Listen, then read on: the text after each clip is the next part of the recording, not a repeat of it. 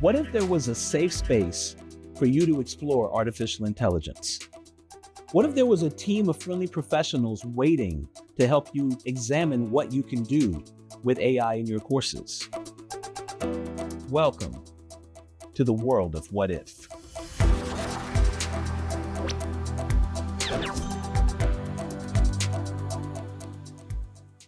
Good morning, everyone, and thank you for joining us today. I know there are some great colleagues and friends in the virtual playground, so thank you for being here. This is my first playground presentation, so I have to say I'm a little bit nervous, but still I'm very excited to share a very small experiment I did that turned into something surprisingly insightful. It started with a very daunting and large data set of student information and a question that came to mind on my commute during my commute to work. Can AI help me make sense of this?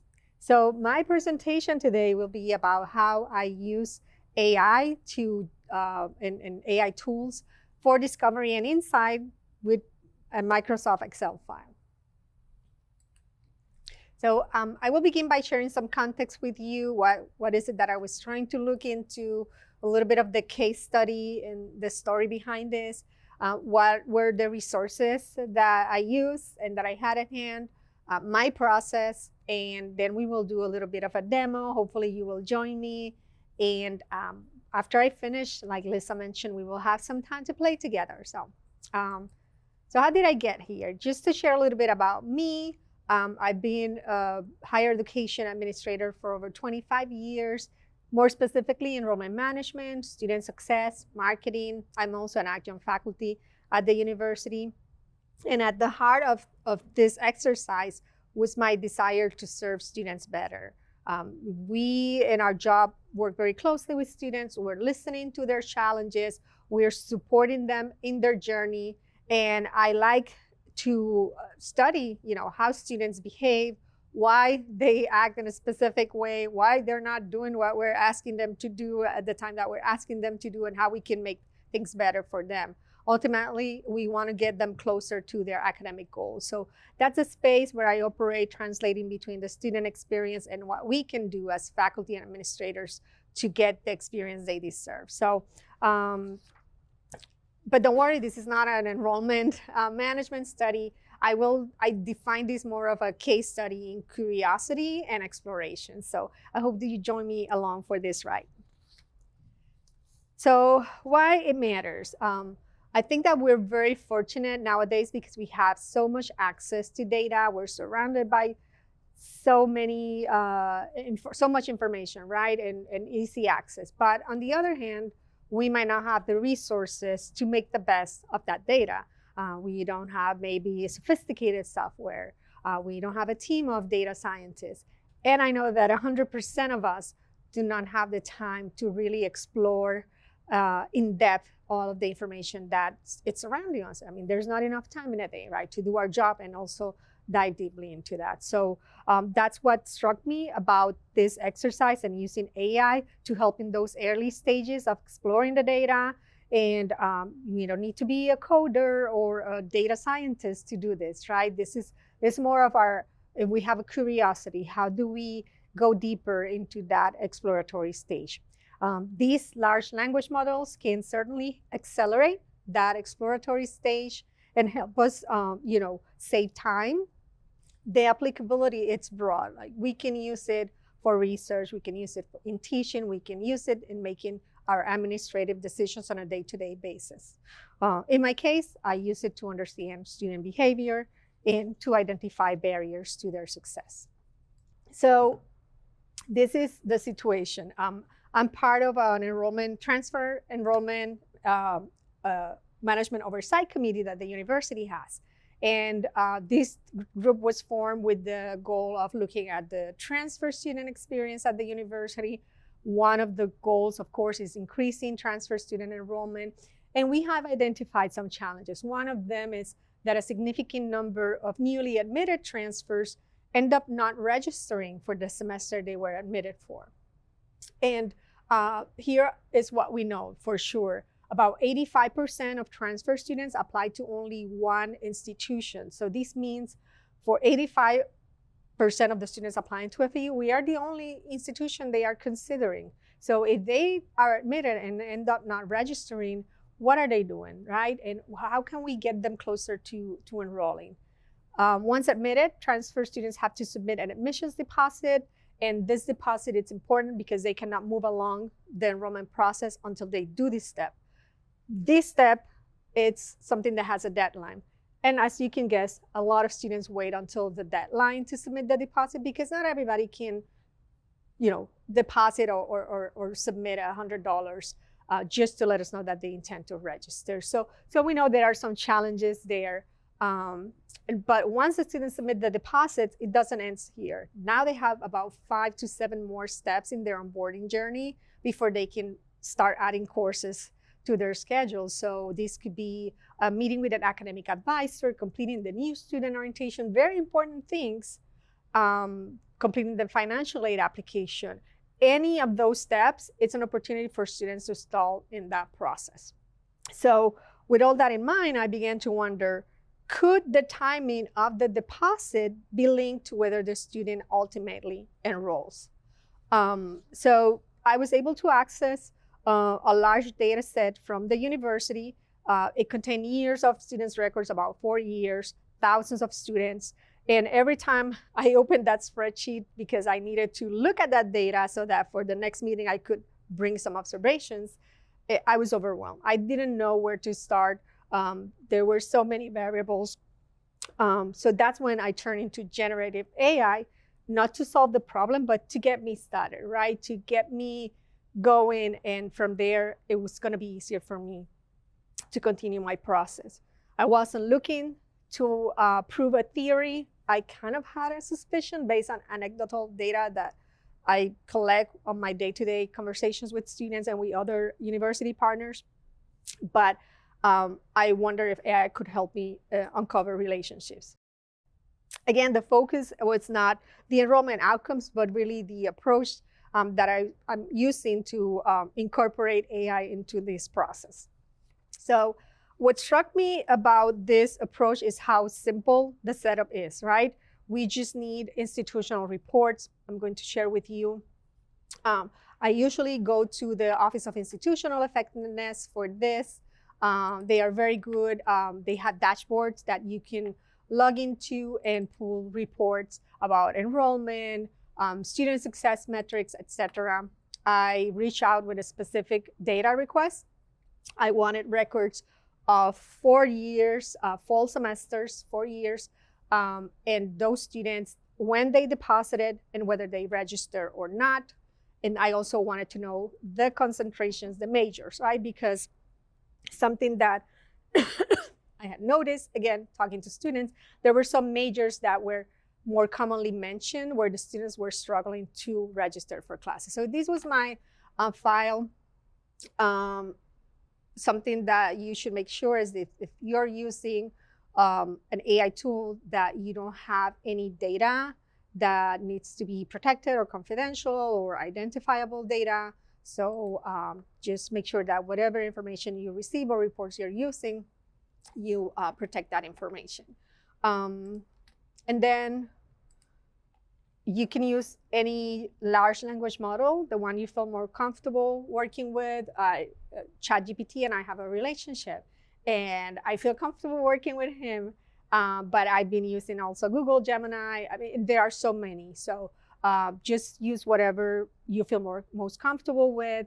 And I think the most important part, we already have it, right? It's our practitioner experience. We're subject matter experts. We know our areas, whether it's budgeting, whether it's student success, whether it's online tutoring, and all that anecdotal data that we have collected through years of working with students. So we bring that, and that's key, because while AI can identify those emerging patterns for us, it is that expertise that we bring into this process that really brings meanings into those findings. And that quality of the prompts is shaped by your knowledge, right? So our role, it's critical here. AI is not replacing us. It's a great partner to help us move faster through the data discovery process. Okay, so this is a snapshot of the process I use. This is not a scientific research protocol. It's just one way to approach data exploration using generative AI. What's good is that it's flexible. You can use it in any way that adapts to your goals and your needs. It's a little bit different than the traditional analysis, which often starts with an hypothesis. In this case, the large language models flip the script a little bit. We begin exploration. And as we're exploring and finding new things and new patterns, we start asking more questions. And we keep refining our questions and diving deeper into that data. And I think it's a different way of approaching any data set that you may have. And again, the process is flexible. It's meant to support your work. It's very important to clean up the data file. You are going to be asking chat questions. You have to be using the same language, right? If you're using the AI and you're telling them, I need you to identify the relationship between a major and the yield, which is the rate that a student deposits and register, you need to make sure that you have a column or a row identified as a major, because otherwise the tool is not going to be able to identify that data. So you need to clean up that data file, again, remove identifiable information, and then develop that initial prompt. Once you do that, you upload that data file, and I'm going to demo for you in a little bit. You will start that dialogue with the AI tool, and you will converse about what they propose, how you can refine what they are proposing, and how you can move into more data analysis. You can then move beyond to visualizations, reports, and even recommendations on how to address some of those findings. So, and the great thing is about these tools is all of this information is there. So let's say I go to a meeting, I present these results, I can come back and say, hey, I got these questions. Can you help me? How can we address them? So you can keep this as a resource, as a conversation partner. So this is my initial prompt when I started my exercise, and it's quite long. Don't worry, your AI tool will not complain. That's the good thing about them. And it doesn't even have a question. I'm just kind of sharing information, letting the tool know what their role is, giving a little bit of context. And I just started with that. After I did that, and we will see this in action shortly, the tool provided me with some observations, some recommendations for data analysis, what type of data I should upload. That's something that you can ask the tool, like what information do you need from me to help me with this analysis? I already knew where I was going, so I already had that data ready.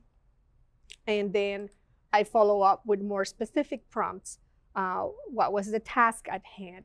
What was the data that I want the tool to look at? And then more direct instructions about analyzing the data, identifying trends by year, by major, and by the timing that the students submitted the deposit. So I think we can jump into our demo right now.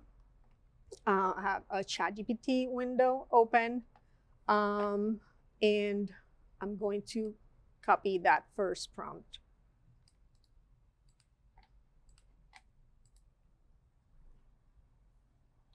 I hope you all can see it. If I need to zoom in, someone please tell me. Let's see. Okay, so that was a prompt.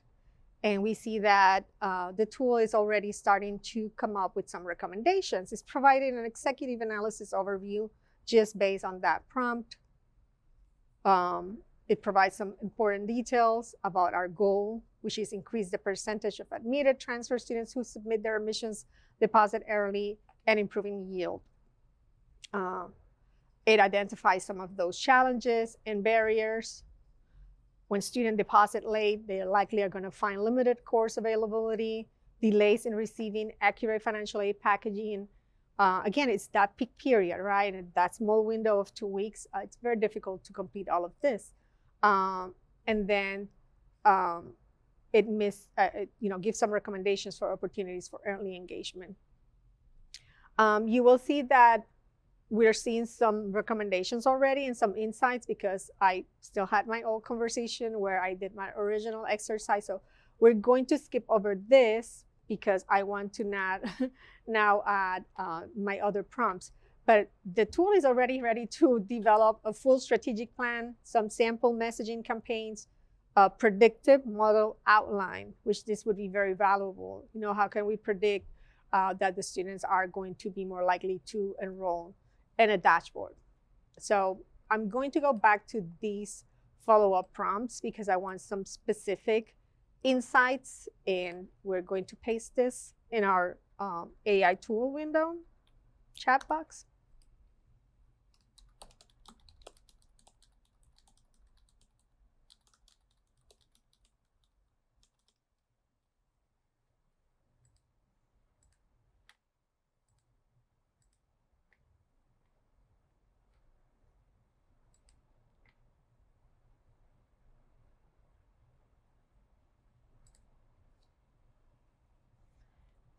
So as you can see, the tool will give you some recommendations and what they are going to do. Your data was loaded successfully. Some cases, it will give you feedback, what you need to correct in your data set so that it can do its work. You will need to confirm some of the information that tool is giving you. It will, again, like I mentioned, do data cleaning. It's already showing me some yield findings from the data. So you can see for 2022, fall 2022, students, almost 88% of the students who submitted an admissions deposit registered for classes. That yield rate, it's going down as we move closer to 2025. So that's interesting. We're losing more students now than in 2022. It's starting to provide some insight about later deposit behavior, market conditions, and then next steps that the tool is proposing they can complete. They can do a deposit analysis by day term. They can do a relationship between deposit timing and yield. I think this is really something that I'd like to see. And they can also do that analysis by colleges and major those risk areas. So this is all very significant and very fast. So it asks you, how would you like to proceed? Would you like to continue and run the full analysis now? Or would you like to start with specific parts of the analysis? I have a couple extra questions, and what I would like to do is to get your input, get you participating in this exercise. I hope you all can see them. I can try and zoom in a little bit more here. So for those of you in the virtual playground, can you maybe pick one of those questions so that we can ask AI something to do for us today? Number 2, okay. So we are going to copy this. I also want to go with option number 1, and I'm going to add that question.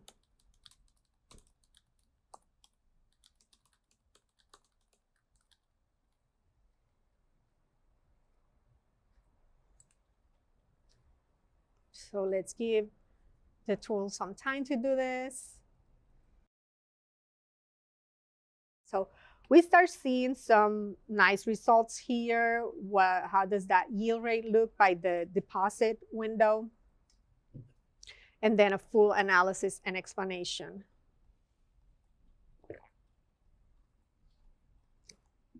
We already had kind of noticed this, right? Yield is trending downward over the 4 full cycles. This is suggesting an increased melt and operational or market changes. So this is important because if it's an operational challenge, we likely have the tools to fix it, right? Here's a deposit timing analysis. Something that we are not seeing here, but we can ask ChatGPT to do, is provide us the head counts. So we see that there's a yield here of 78% if they deposit 2 days before classes start. But we know that the number of students that deposited in two weeks, those 2 weeks is significantly smaller than those that deposit, in a farther away date. And then some trend interpretation. The closer a student deposits to the start of classes, the less likely they are to enroll. So what can we do as administrators? I'm sure we don't want to prevent students from depositing, right? but what can we do with those students that are depositing those 2 weeks before the deadline to help them on board so that we don't lose them in the process? I mean, when we look at these yield rates, we're losing every fall semester, probably 400, 500, sometimes maybe 800 students. So we don't want to be another barrier for students with this deposit. It proposes some ideas on how to visually represent this on a slide. We can do a bar chart where earlier deposits leads to higher yield, a curve line chart, really lots of options for you to consider. And if you don't like any of these options, the great thing is that you can ask for anything, a heat map by college of major or major. This is really advanced. And then once you select what you would like to do, you get an option to download those graphics. So that's very helpful. Something that I can do, I would like for you to see in my first exercise, what started this all, a really nice outcome. This was a table that ChatGPT did for me, or several tables, and I combined them. This is what I took with me to that Transfer Management Oversight Committee. And I shared with the team that we had an opportunity to improve the onboarding experience for students and increase our enrollment if we look at specific strategies. So we see here again the counts by semester, by year, and the yield rate. Like I said, we're losing hundreds of students every fall semester. We see how that changes by the deposit window. So it's interesting that the deposit window for those students who deposit before May 1st, even though they want to enroll at the university in August, is very similar to the yield rate for those that deposit the 2 weeks before the classes begin. However, you see the significant difference in headcount. So when we're losing 20% of these students, we're really talking of, like large numbers here, right? Versus down here. So this information helps us prioritize where can we get the most impact if we make a change here. Like I want to start everywhere, but I would definitely start with these students. Maybe we shouldn't get them to deposit so early or allow them to deposit so early and wait until the orientation it's available for them to sign up for. We wait until advising appointments are available for them to sign for, all right? And so that they don't lose momentum when they start very early. What was really impactful was when we started looking at those yield rates by major. So anecdotally, we've worked with students interested in computer science, and some of them were sharing, it was challenging for them to find classes, right? Those students had a close 79% yield rate. Not terrible, right? When we look at that, that's not that big of a problem. However, when we drill down to that major by deposit window, that's when we really start to see dramatic changes, right?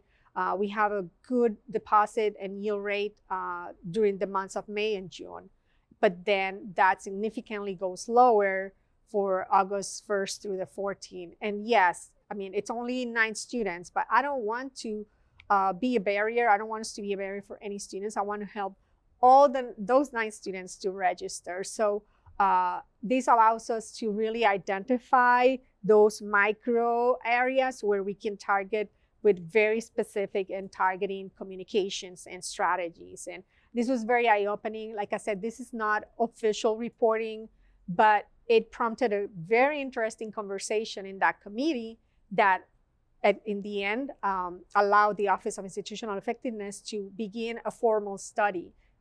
This is their data anyways, right? But they saw how we can really extract some valuable insights and actionable items from this, which take us to some of the insights that we can get from the AI tools can provide actionable items that can significantly help the student experience. We can see some trends. We can see some specific opportunities with some majors. And we can look at what are the pockets where we can get the best for our investment of time and efforts and resources. The AI tool even provides some recommendations for interventions. And I can go prompt further. Okay, you have major specific messaging. Can you give me some examples of those communications and how to, um, uh, put them, into a timely campaign? So very, very helpful, actionable item and data for us to use. And again, the biggest takeaway for me is that the human part still matters. AI can highlight those patterns, but ultimately it's up to us to put meaning to those patterns, to come up with interventions that are relevant to our institution, to our students. And I'm still learning. This is just my process. I like that this is seen more as an exploration.